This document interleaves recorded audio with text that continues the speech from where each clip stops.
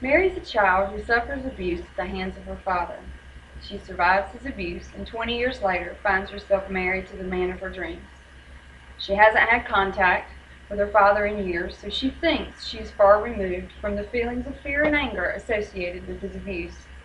Mary's husband, aware of the abuse she suffered, has never attempted to abuse Mary in any way. One day, Mary and her husband are having a conversation when he looks at her in a way that brings all the feelings she's experienced in her abusive childhood back with great force. As a child, Mary defended herself from her father's abuse by emotionally withdrawing and shutting down, which is exactly what she did in response to her husband's look. She angrily walked away with arms folded, refusing to talk to him. Her husband was left standing in absolute bewilderment over what had just taken place.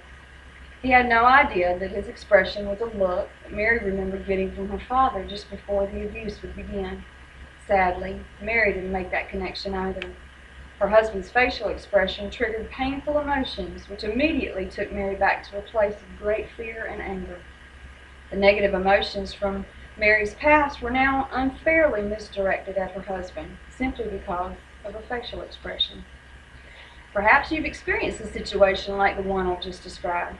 I'm sure if we're honest, we'll admit that we've all experienced something close to this at one time or another. Hopefully, today you will gain a better understanding of the process in which our emotions are triggered.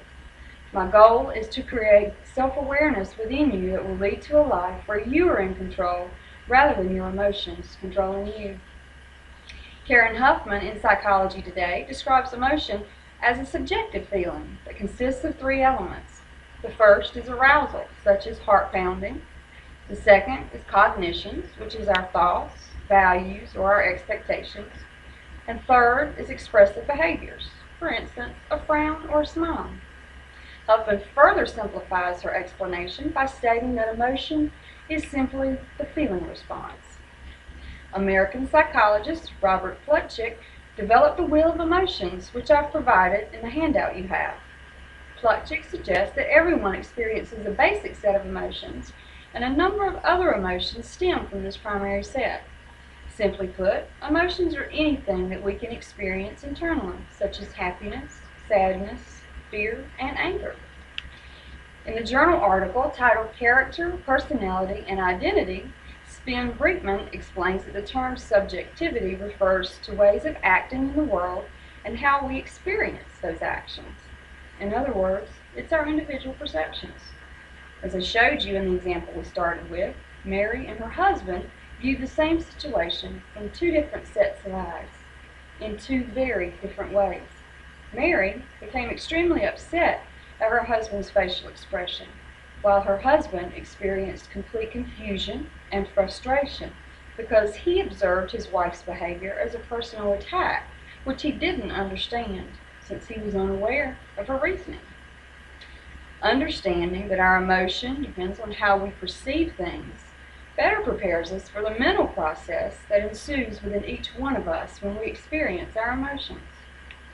Carl Jung is a founding force in analytical psychotherapy.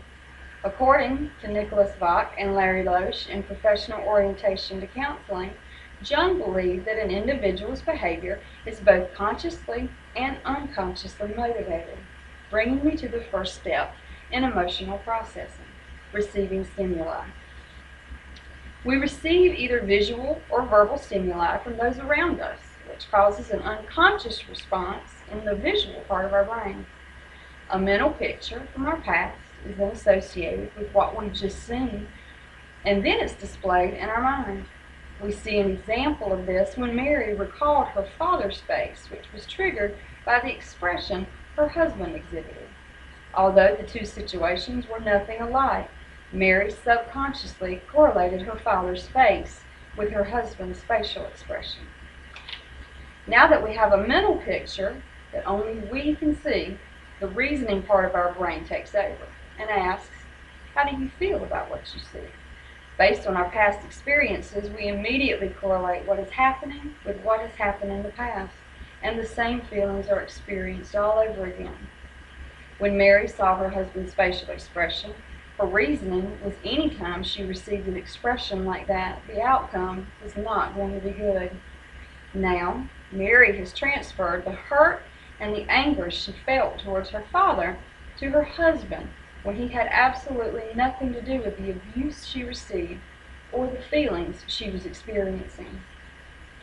The final step in the process is our outward response to what we've just experienced internally. Without any effort at all, Mary's defense mechanism kicked in, and she did what she had in the past when she felt those feelings. She withdrew and she retreated in an effort to protect herself from the emotional pain she expected to experience. Mary walked away and simply refused to talk to her husband. Interestingly, the entire emotional process we've just covered happens simultaneously and literally within a split second. I hope by using Mary and her husband as an example, I've allowed you to see the significant role our emotions play in the way we perceive and interpret the world around us. Carl Jung once said, "I am not what happened to me. I am what I choose to become." The choice lies before each one of us. The question we must ask ourselves is, will we make that choice, or will we allow our emotions to choose for us?